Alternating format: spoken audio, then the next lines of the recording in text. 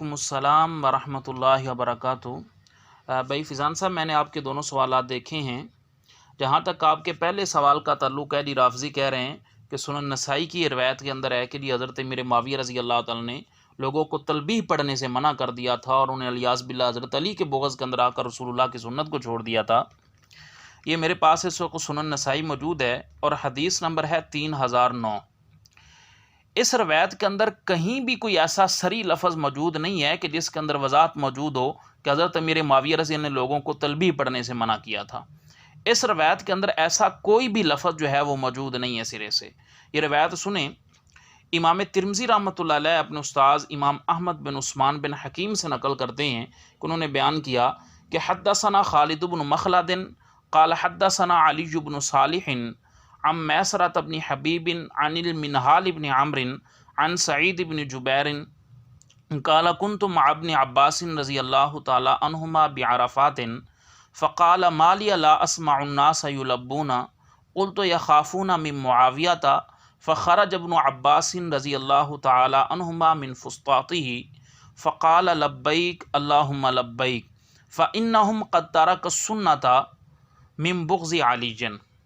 कि सईद बिन जुबैर रहमतुल्लाह बयान करते हैं कि एक दफ़ा मैं सीन इब्न अब्बास रज़ी अल्लाह तआला अन्हुमा के साथ अरफ़ात के मकाम पर मौजूद था, तो हज़रत इब्न अब्बास रज़ी अल्लाह तआला अन्हुमा ने इरशाद फरमाया कि क्या वजह है कि मैं लोगों को तलबी कहते हुए नहीं सुन रहा। तो कहते हैं कि जी मैंने अर्ज़ किया कि यख़ाफ़ूना मिन मुआविया था, कि वो लोग हज़रत अमीर मुआविया रज़ी अल्लाह तआला अन्हु से खौफ ज़दा हैं। फ़ख़रज इब्न अब्बास रज़ी अल्लाह तआला अन्हुमा मिन फ़ुस्ताती, तो हज़रत इब्न अब्बास रज़ी अल्लाह तआला अपने खैमे से बाहर निकले और उन्होंने लब्बैक अल्लाहुम्मा लब्बैक कहना शुरू कर दिया। फ़इन्नहुम क़द तरकुस्सुन्नता मिन बुग़्ज़ि अलीजन। आखिर में रावी हदीस ये कह रहे हैं कि फ़इन्नहुम क़द तरकुस्सुन्नता मिन बुग़्ज़ि अलीजन, कि ये जो लोग तलबी नहीं पढ़ रहे थे, इन्होंने हज़रत अली रज़ी अल्लाह तआला के बुग़्ज़ के अंदर आकर इस सुन्नत को छोड़ा है। अब देखिए, इस हदीस मुबारका में दो अल्फाज हैं।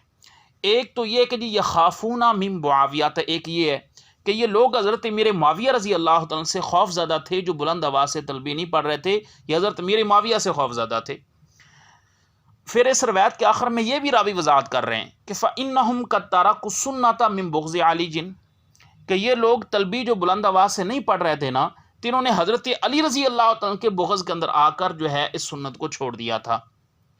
इससे मालूम ये हुआ कि ये जो कुछ लोग बुलंद आवाज़ से तलबी नहीं पढ़ रहे थे, तो ये हज़रत मीर मुआविया रज़ी अल्लाह से खौफ ज़दा थे, और इसी तरह रावी की वजाहत के मुताबिक ये हज़रत सैयदना अली रज़ी अल्लाह तआला से भी बुग़्ज़ रखते थे। इससे ये बात मालूम हुई कि ये जो लोग तलबी बुलंद आवाज़ से नहीं पढ़ रहे थे, तलबी उन्होंने बुलंद आवाज़ से पढ़ना छोड़ दी थी, तो एक तो ये हज़रत अली रज़ी अल्लाह से बुग़्ज़ रखते थे और साथ सैयदना मीर मुआविया रज़ी अल्लाह से भी खौफ ज़दा थे। तो शायद सैयदना मीर मुआविया रज़ी से खौफ ज़दा किसी जुर्म की वजह से हो कि उन्होंने जुर्म किया हो और खौफ ज़दा हूँ कि अगर बुलंद आवाज़ से हम जो है ये अरफात के अंदर यहाँ पर तलबी पढ़ेंगे तो कहीं हम पहचाने ना जाएँ, तो मुमकिन है कि वो अपने किसी जुर्म की वजह से हज़रत मीर मुआविया से खौफ ज़दा हूँ। और फिर इस रवायत में ये भी आ रहा है कि वो हज़रत अली रज़ी अल्लाह तआला से भी बुग़्ज़ रखते थे। तो इसका मतलब ये हुआ कि ये जिन लोगों ने तलबी इस मकाम पर बुलंद आवाज़ से पढ़ना छोड़ा था, ये ना तो हज़रत अमीर मुआविया रज़ी अल्लाह तआला के हामी थे, और इसी तरह से ना ये हज़रत अली रज़ी अल्लाह तआला के हामी थे। हज़रत अमीर मुआविया से भी खौफज़दा थे और सैयदना अली अल मुर्तज़ा रज़ी अल्लाह तआला अन्हु से भी बुग़्ज़ रखते थे। तो ये इनमें से किसी के भी हामी नहीं थे, ना हज़रत अमीर मुआविया के और ना ही हज़रत अली रज़ी अल्लाह तआला से। तो इसके अंदर लोगों के तलबी छोड़ने का जिक्र, इसमें कहीं भी ऐसा नहीं है कि हज़रत अमीर मुआविया रज़ी अल्लाह तआला ने लोगों को जो है वो तलबी पढ़ने से रोका था या मना कर दिया था। इस रवायत के अंदर कोई ऐसा सरी लफ्ज़ मौजूद नहीं है। जहाँ तक इस रवायत की फ़नी हैसियत का ताल्लुक है, तो याद रखें ये रवायत फ़नी तौर पर भी दुरुस्त नहीं है, इसकी सनद शदीद ज़ईफ़ है। उसकी वजह यह है कि इस रवायत की सनद में एक रावी हैं अबुल हैथम खालिद बिन मखलद कूफ़ी। तो असल मैंने इस रवायत की सनदें देखी हैं, ये रवायत कई सारी किताबों में है, सुनन नसाई में है, असुननुल कुबरा लिन नसाई में है, मुसदरक अला सहीहैन लिल हाकिम के अंदर पाई जा रही है, सही इब्न खुज़ैमा में है और दीगर किताबों के अंदर भी पाई जाती है। तो मैंने जहाँ तक मेरे इख्तियार में था, मैंने तकरीबन इसके तमाम तुरुक को देखा, तो इसके तमाम तुरुक के अंदर इसका एक ही रावी मिलता है, वो है खालिद बिन मखलद, अबुल हैसम खालिद बिन मखलद कूफ़ी क़तवानी।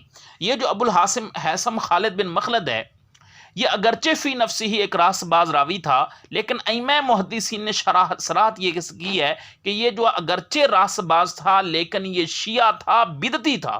چنانچہ سوالات ابی عبید کے اندر موجود ہے کہ حضرت امام ابو داود رحمۃ اللہ تعالی علیہ فرماتے ہیں صدوق ولکنہ یتشیع، کہ یہ راوی اگرچہ راست باز تھا لیکن یہ شیعہ تھا۔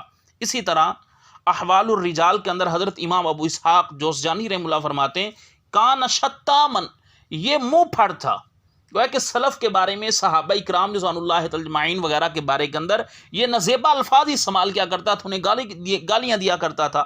اسے معلنا بزوئی مذہبی، اور اس کا یہ جو گالیاں دینے والا برا مذہب تھا نا، اس کا یہ اعلانیہ طور پر اظہار کیا کرتا تھا۔ اس امام عجلی رحمۃ اللہ تعالی علیہ بھی تاریخ الثقات میں ان کے بارے میں فرماتے ہیں کہ یہ جو راوی ہے یہ شیعہ تھا۔ اسی طرح امام ذہبی رحمہ اللہ تعالی نے الکاشف کے اندر امام ابو داود رحمہ اللہ کے حوالے سے لکھا ہے کہ صدوق یتشیع، کہ یہ جو خالد بن مخلد ہے یہ اگرچہ راست باز تھا لیکن شیعہ تھا۔ وقال احمد وغیرہ، امام احمد وغیرہ یہ بات ارشاد فرماتے ہیں کہ لہو مناکیر، کے سے منکر روایتیں منقول ہیں۔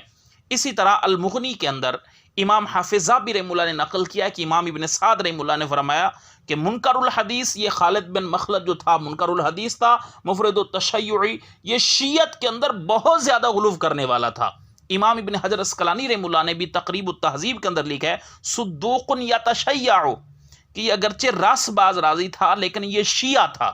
تو عرض کرنے کا مقصد یہ ہے کہ اس کا روایت کا جو مرکزی راوی ہے خالد بن مخلد، یہ ایک شیعہ راوی تھا، بدعتی راوی تھا۔ تو اس طرح کے معاملات کے اندر بدعتی راویوں کی جو روایت ہوتی ہے اسے قبول نہیں کیا جا سکتا۔ پھر اس روایت کے ضعیف ہونے کی ایک اور دوسری وجہ بھی ہے، وہ یہ ہے کہ اس روایت کی سند کے اندر اضطراب پایا جاتا ہے۔ تو الغرض اس طرح کی جو روایات ہوتی ہیں وہ اس طرح کے معاملات کے اندر خصوصاً جو بدعتی راوی سے منقول ہوں ان روایات کو قبول نہیں کیا جا سکتا، لہٰذا یہ جو روایت ہے یہ سند کے لحاظ سے بھی درست نہیں ہے۔